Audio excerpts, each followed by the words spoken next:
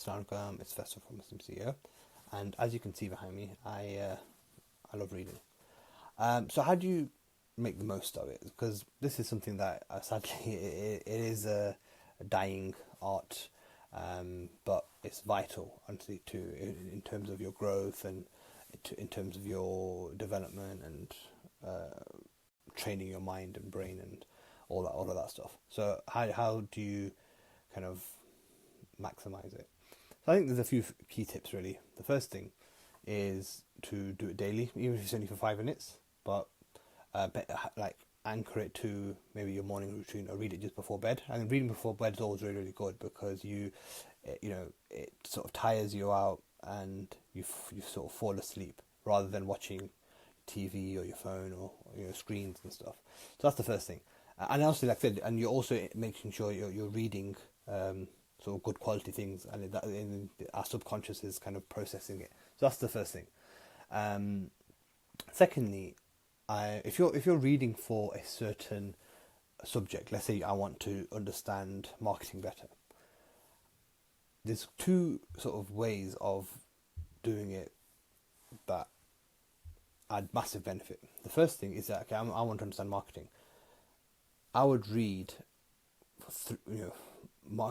like marketing as a whole, in 4 or 5 books in a row on marketing, as opposed to I read a book on marketing and then let me move to history, and then move to business, and then move to fashion, and it's because what it does is that once you've learned something on, say, marketing, it's still quite fresh. Then you learn something else, and your brain kind of internalise it further, and also it builds connections between what I read in the first book, what I read in the second book, and then the third book, so once you're at 3 or 4 books in, you've got a very solid understanding. So that's the first thing. Secondly, and then when now that your marketing is like a decent, you've got a decent understanding of it, then your next subject, let's say it's business and stuff, your brain will then look at how does business and marketing link, and so if you look at someone like Elon Musk, they call him like sort of polymath or whatever, because what he was doing for years and years and years, I think he'd been reading a book a week since the age of 12.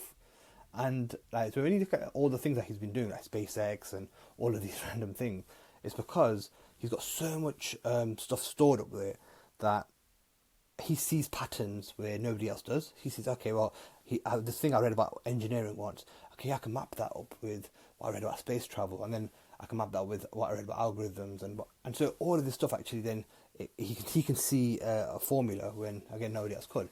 So that's just one really interesting thing. Another really good thing for a tip is if you don't want to do it that way, one thing you can do is to read a particular author and then to read everything by that author in like one after the other. So let's say you're reading a book by Seth Godin or something, or Malcolm Gladwell.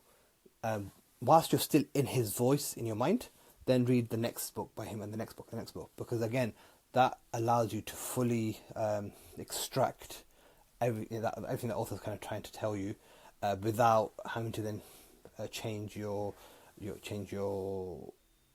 without having to just switch your mind to another style and to understand that and stuff. It just naturally kind of flows. So they're just a couple of quick tips to make you into a better reader, because as they say, readers are leaders.